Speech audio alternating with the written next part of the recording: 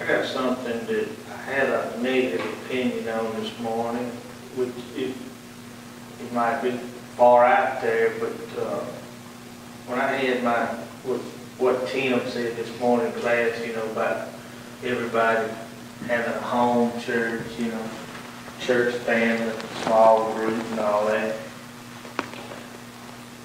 I made 9 years, 8 months. I went to church every now and then I went to my AA meetings every now and then. But I never opened my Bible up and read it.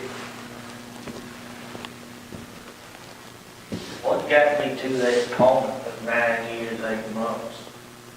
It was some of the best times that I've had. I was prosperous, my marriage was fine, my kids loved me, and everything was, level. What was good about it? You were in your business was growing? Business was growing. Relationship with my family grew.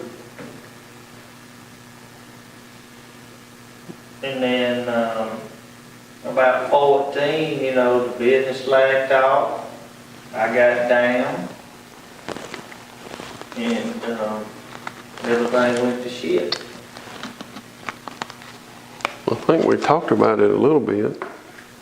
But I was just kind of brought it back up this morning when Tim said, if you don't go to church or have a church-based family, it's going to be a 0% chance that you make it. And that's why I said, I had a negative opinion on that.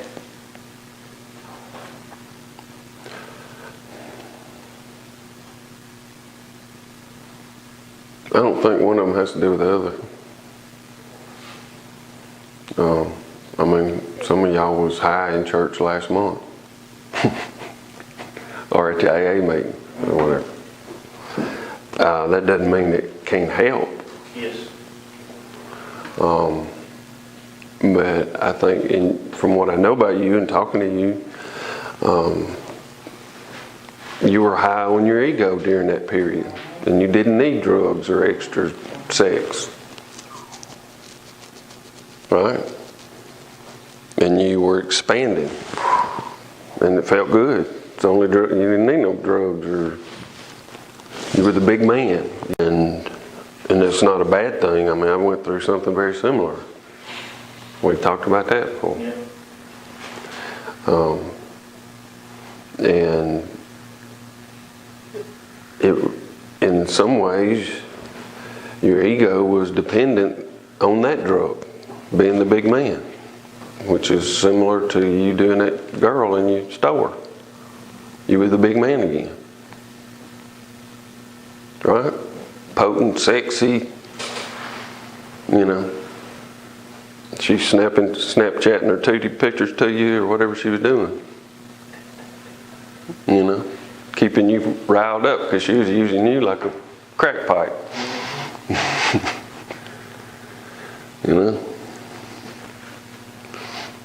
And when that went to hell, your drug was gone. You see what it had nothing to do with whether you went to church or not. Yeah. Your church was being the big man.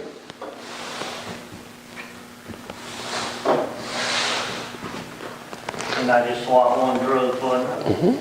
Replaced it back with the original drug.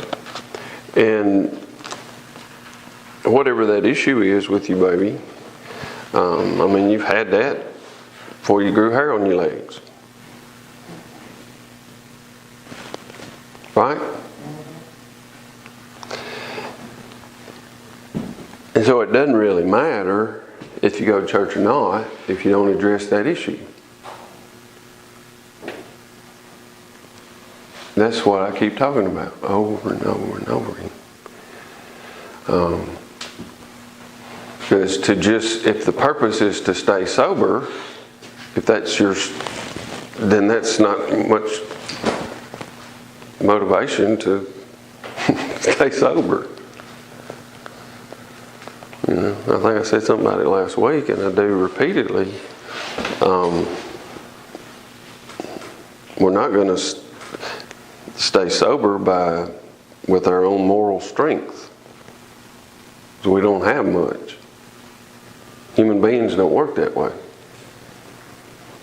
We're motivated by what we want. And that's how God made us. That's why we breathe and eat. You know, even if we give money to the church, it's selfish. Because either we want God to love us or we want more money in return, depending on our theology. You know, but it's selfish in a rational way. Most of what we call selfish, or we've been accused of being selfish, is not selfish, it's retarded.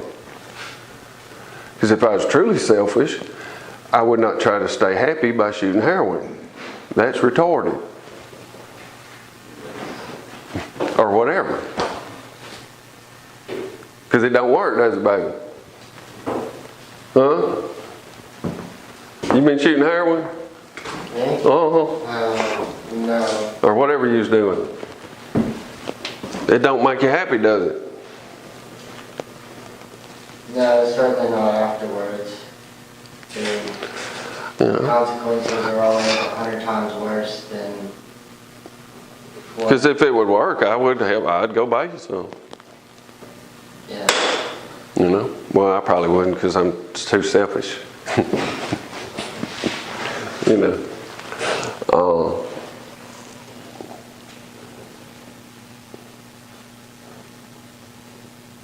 And you played the system's game and won.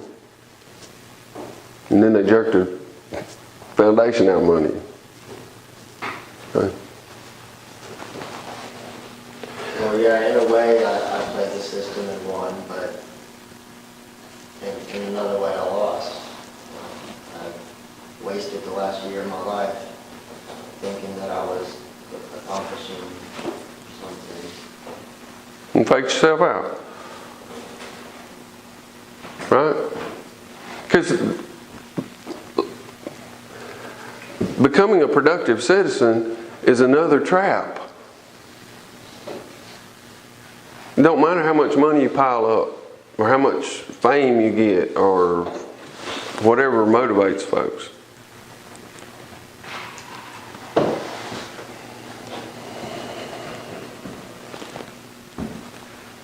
You know.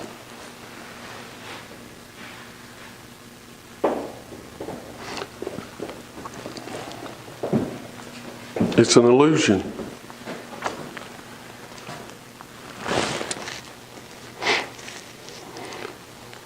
What is it? Paul said, be in the world, but not of it.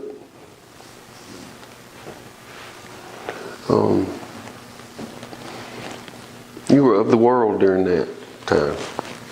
Not like you're a bad boy, you're of the world. I mean, it's how we're taught. You know? And we're taught wrong. We're taught about God. We have very little instructions on knowing God. Sir, where are you from? New fella?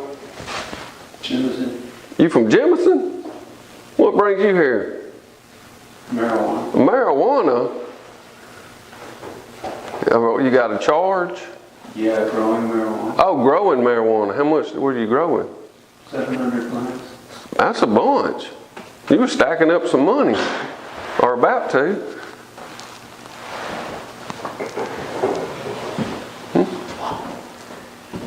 So that's in Sibley's court. That ain't in no misdemeanor court, is it? Judge Fuller. Judge Fuller, okay. Okay. How's Jimmy, the tall guy with the beard? Sorry? Jimmy, I used to see him at Celebrate Recovery. Yeah. The big tall man with the beard. Mm-hmm. He said he sees you at the courthouse. Mm-hmm. How's he doing? Okay, I guess. I hadn't talked to him a lot. I think he's doing okay. Because even that Well, I don't want to get in, you got a case that, has it been heard yet, or? Yeah, I pled guilty for possession. 2 years probation. Okay. And why'd you come here? Oh, I failed 4 drug tests for marijuana. After that. So you were going to CRO? Yes. Okay. For them. How long have you been smoking it? 35 years. 35 years.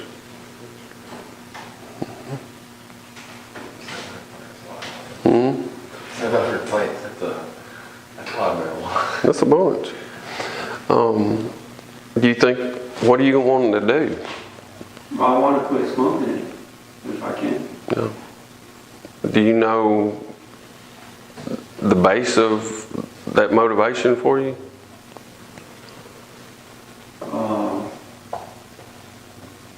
For my health. Well, why you started and why you smoked it so long?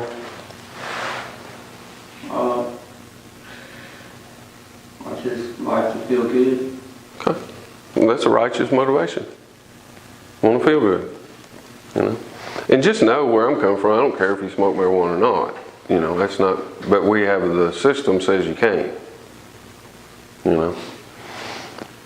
But you can take pharmaceutical drugs that'll mess your body up bad.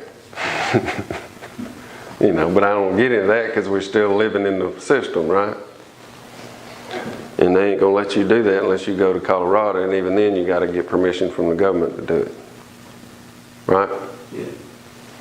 So,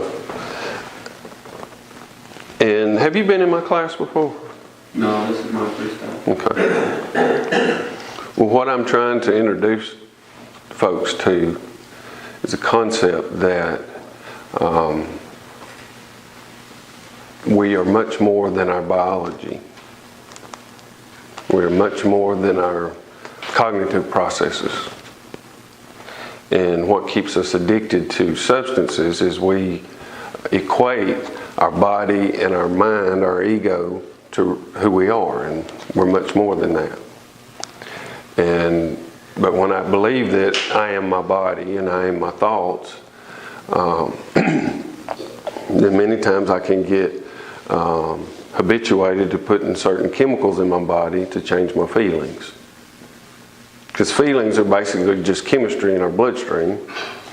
Our mind tells our brain to tell some part of our body to release some kind of chemical. It goes to certain receptors and sends an electrical signal back to our brain that interprets it as either good or bad or scary or what, you know. And that's why when we want to feel better, we ingest some kind of chemical. And typically, folks get kind of habituated to certain kinds of feelings. You know, does that make any sense? You know? And just for some folks, whatever the chemical is that makes you feel afraid will make them pee in their pants.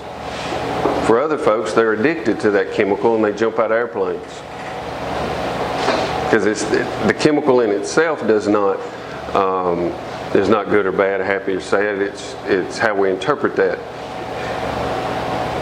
Does that make sense? Okay. You know. So if you want to, I'll help you. Okay. Or I really won't help you. I'll give you some ideas if you go try them. That's what I was talking about with him. I've known him 2 years now. In the last 3 months, he finally started trying, actually working on it. Because for years he had spent all that time in his mind trying to figure it out and kept going round and round and round the same old circle. Okay?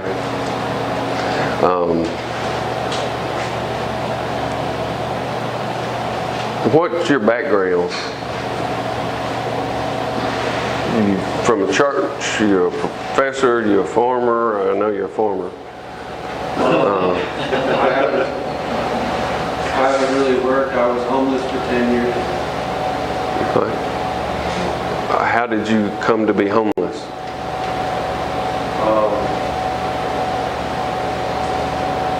when I turned 18, I had no job. Or when I was 22, I had no job and no place to live. So I would get library books and live off the food stamps and sleep at a duck pond.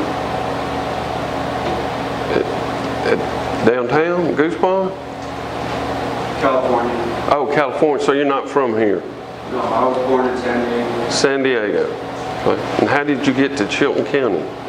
Well, my brother and sister moved out here 20 years ago, and then I got an inheritance and I moved out here before the money ran out.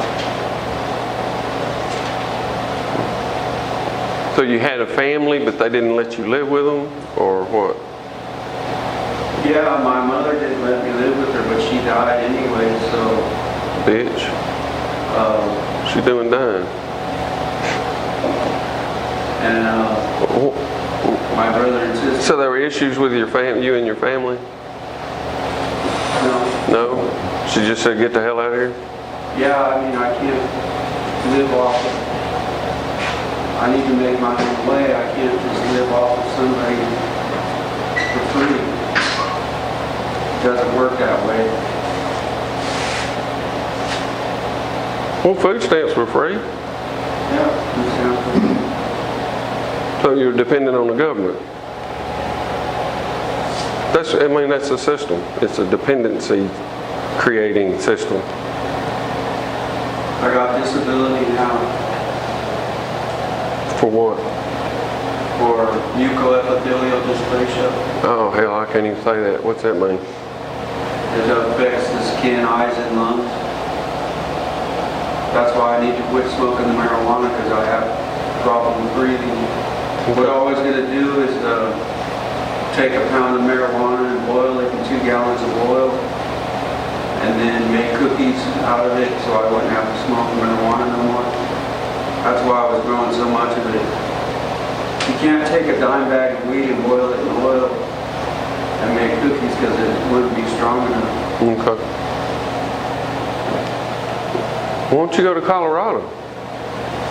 I like Alabama. Okay.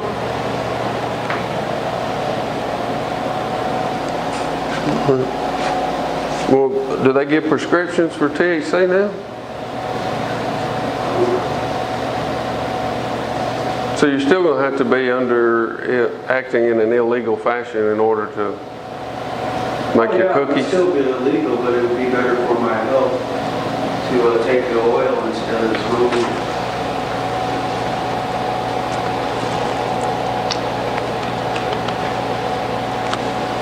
Like if I moved to Colorado, I would just take the edibles. Yeah, that's what I wouldn't smoke it no more. But you're going to stay here where you're going to put yourself in jeopardy to the justice system? Yeah, I don't want to go to jail, and this can't hurt. Coming here can't hurt me as far as the judge goes. No, it won't. Do you want to? So all your goal is to just not burn it. Well, I'd rather not be dependent on it at all if that's possible. It is. Yeah. It just depends on what you want. But it's very possible. Well, I like the marijuana because I can smoke it in my mind. You know, I think about the Big Bang and where do all the photons go? And the photons go out of the universe. And they're wondering why the universe is expanding faster and faster. That's because there's 13 billion years worth of photons out of the universe that have a gravitational pull to expand it faster and faster. Yeah, that's what they say.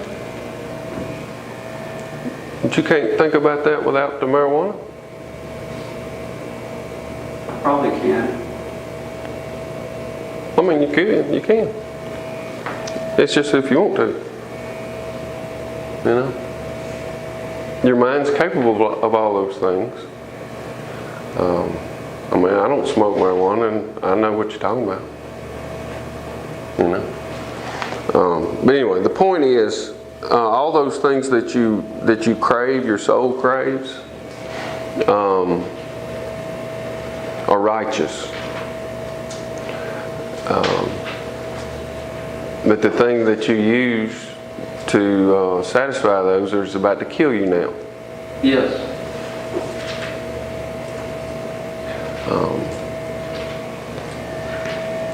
That does not negate the fact that your desires are righteous.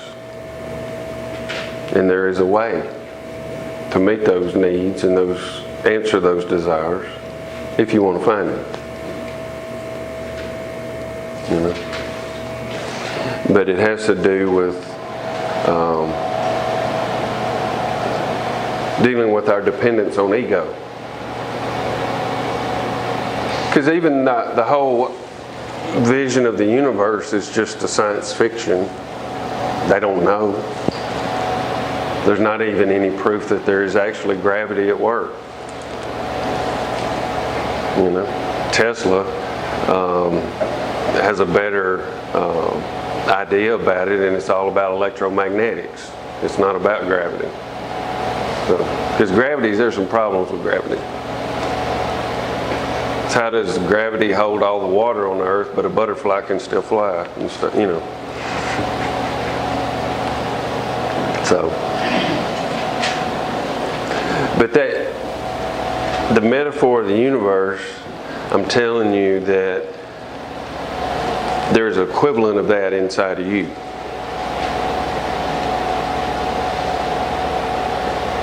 That you can explore. That your connection with God and your connection with yourself is much more profound and exhilarating than your connection with THC. Because when you get to that place, you don't need THC no more. So, but like, baby, you know, how many hours of the day do you spend fretting over you and your wife? 90 minutes right before I come in here. And how many hours of the day do you spend exploring who you are?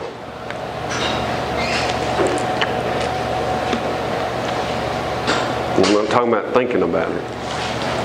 But even thinking about it would be the right direction. You know? Because the answer is here. The kingdom of heaven is here. It's not out there. It's not in your mind. Because you like science, right? Yeah. Okay. And we have 5 sensors, right? That are basically data inputs into our brain. Outward senses. Right?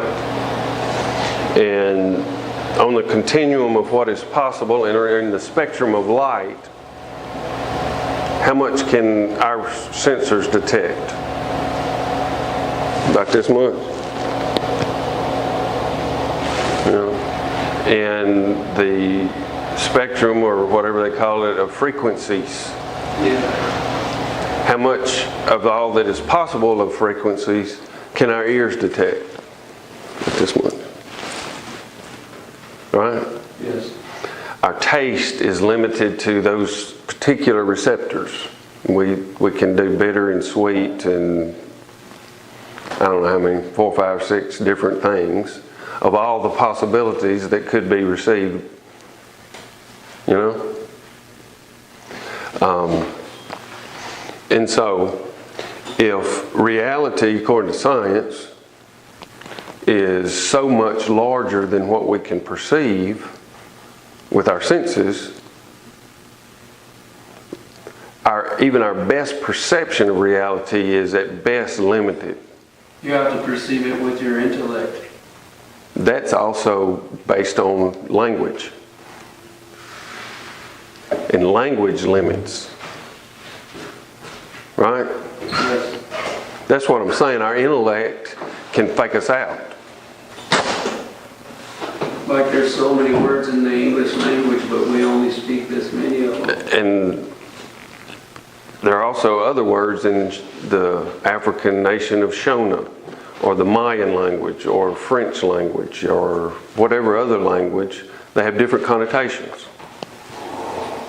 Language can only, at best, talk about something. It is not experience of the thing itself. Does that make any sense to you at all? Yes. Language is not knowledge. Language, concepts, philosophy, at best, is an attempt to talk about experience, but it is not experience. And you've studied a lot, and I've studied a lot, you've studied a lot of us have read a lot of stuff, and we have concepts in our mind that we treat as though they were actual objects. You know? And we can fake ourselves out. And live in the illusion that what I know with my intellect is true. At best, well, even Paul, did you come up in church? What flavor? Baptist. Baptist? Okay. The guy that wrote most of the New Testament, Paul, you know, that 1,000, 10 million, however many sermons will be preached based on his words Sunday, said that in the end, all these things that we think so important are going to pass away. You know? That we see through a mirror darkly, or a fuzzy mirror. We don't really see reality. But there are three things that remain: faith, hope, and love. And what I know about church, what I know about rehab, is folks can come here and stay 10 years and learn all the lessons with their intellect and never affect this stuff. You know? Because scientific postulations are fun, but they're an illusion. Ain't nobody ever seen a proton. You know, nobody's ever measured or identified gravity. Even the materialists that posit a Big Bang with no kind of supernatural thing, in order to have that thing work, they have to have a miracle. They call it a singularity, though. You know. Does that make, you know what I'm saying? It's a religion. It's a worldview.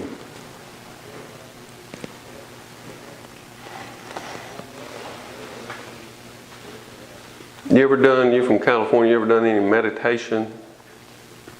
No. Or any kind of intentional breathing exercises? Oh, I did hypnotherapy when I was juvenile. Yeah. So you relax your toes and you relax your ankles. Yeah. You relax your knees and your elbows. Okay. When you were doing that, did you ever have an experience? You may have done it while you were smoking the pot, where you get in a place where you're observing yourself, where you're kind of separate from all the bodily functions and all the thought processes. Kind of beside yourself. You know, that's the beginning of the discipline that I'm talking about.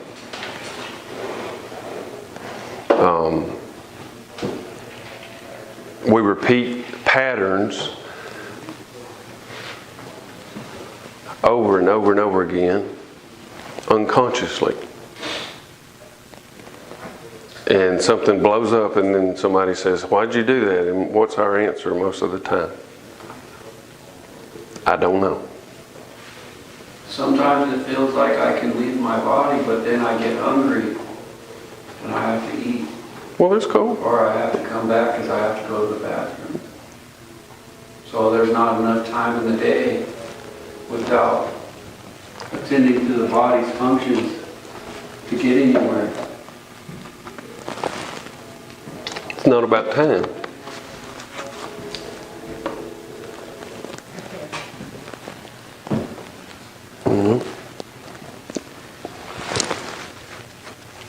What you mean by getting anywhere? What do you mean? Well, it takes a long time to, like if you're gonna go into the past, you have to go back past the dinosaurs and real far back to where we're all one-celled organisms They say. in the ocean. And you can't just get there in a snap of the finger, you have to progress backwards. That's not what I'm talking about. That's still in the realm of thought.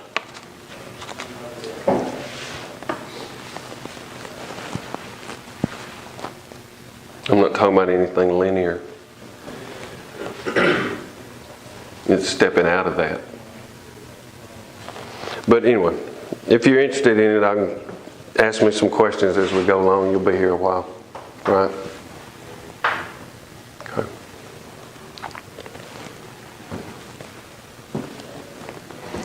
Did y'all get any of that? I think I understand. You're talking about getting to a place where you are outside of your own thoughts and you observe your thought processes in a new way, in a detached way. Because all of your thought processes are programs. All of mine are programs. And we are typically not even aware that they are in place. Subconscious. Yeah. Whatever, I mean, that's just a word. Yeah. And conscious just means I'm paying attention to it. Do we go there in our dreams? You can. Your dreams are a great source of information. Can be. Especially repetitive ones. Especially the ones that don't make sense. Making sense just means that I can do something with it touches my senses somehow. You know? And what I pay attention to typically has been stuff outside myself. Football, politics, philosophy, whatever, science. Right? What this person in my life's doing and makes me feel or doesn't make me feel, and I pay attention to all that stuff. But most of us don't pay attention to ourselves. You know? And we feel as though some power outside us is making us do stuff. Or something's controlling me or whatever.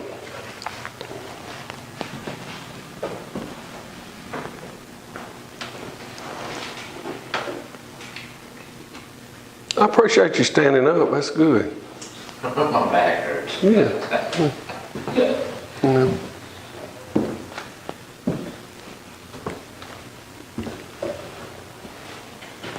Typically, we don't pay attention to anything unless something hurts.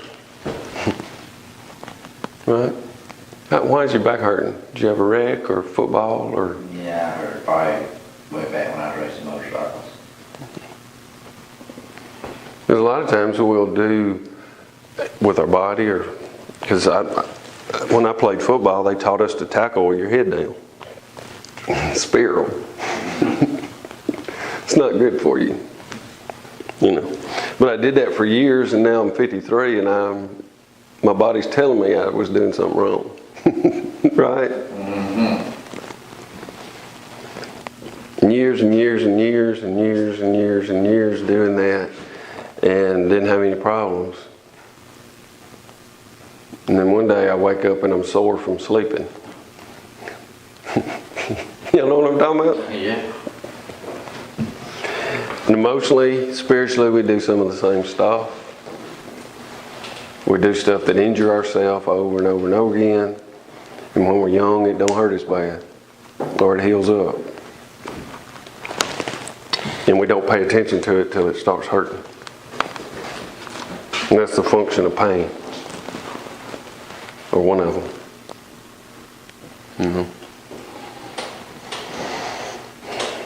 And sometimes pain, if there's enough of it and you're stupid like I am, and it takes a lot of pain,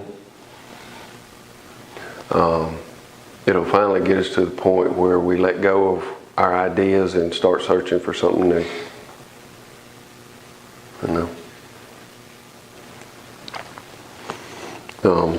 I was talking to y'all about the sling bow last week and how invested I was in one arrow. And I made another, remember that rest I showed you? I broke it too. And what it finally did was I gave up that idea altogether and came up with something very simple. I just got a piece of paracord and wrapped it and I found a Allen wrench in my toolbox. That's it. That's all I needed the whole time. But I was so invested in that little idea I had. I had to break 4 of them. I don't know how many hours it took me to do all that. Till I finally just forget it. And there's some freedom in that. And I think a similar thing happens to us spiritually. That our soul is trying to wake us up the whole time. It may be through dreams, it may be through problems that are repetitive over and over and over again. And it's trying to get our attention, and typically the problems and the dreams it's just different sources of data that typically have the same kind of patterns that will emerge if we sit still and watch. Because all that doing kept you from seeing, right? And it wasn't like this big God went, or did some magic thing. Your eyes were open. And you go, oh. And nothing really changed but your awareness. But that's profound. It's powerful. And from that place of stillness, you're refraining from action. And probably doing a better act of love for some of these guys than if you were over there running your mouth and trying to teach stuff.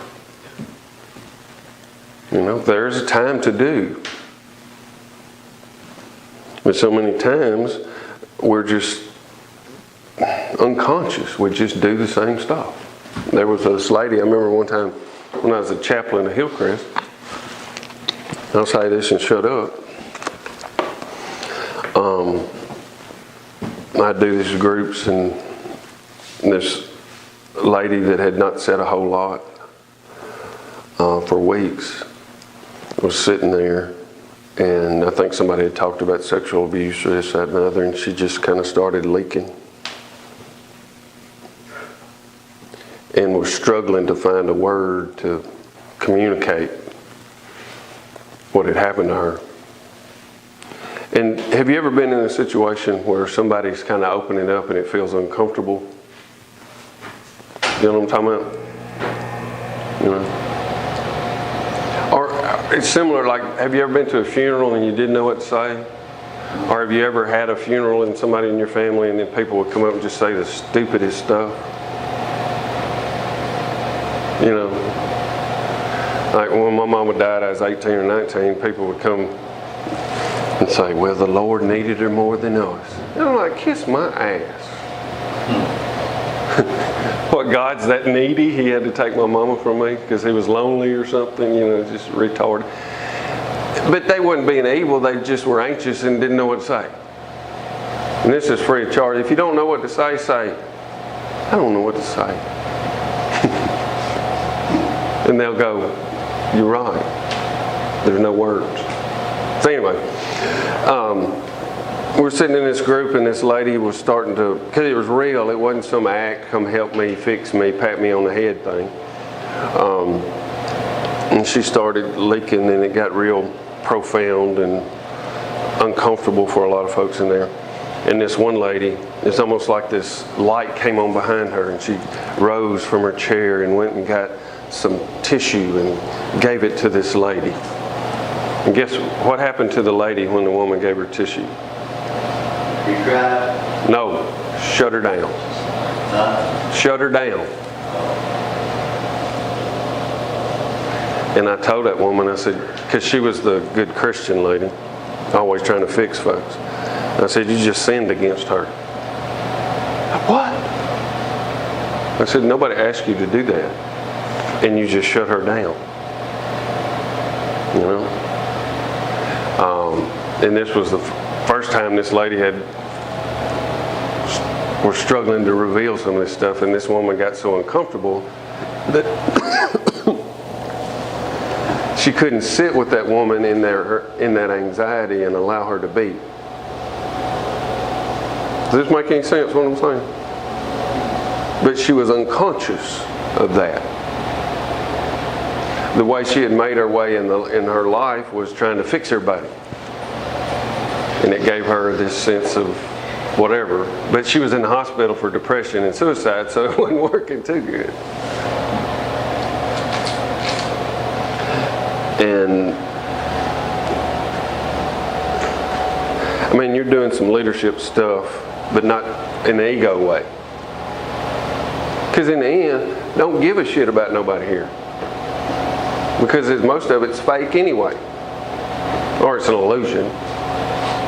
Kind of like what you said last week too, about the testimony. And the only thing that Scripture compares to the blood of Christ is the word of our testimony. That's how powerful it is. And you have a testimony now. And it ain't about what you do. Yeah. It's about the less you do, the better. Right? It's bass backwards from the way you were thinking for a while. It's really cool.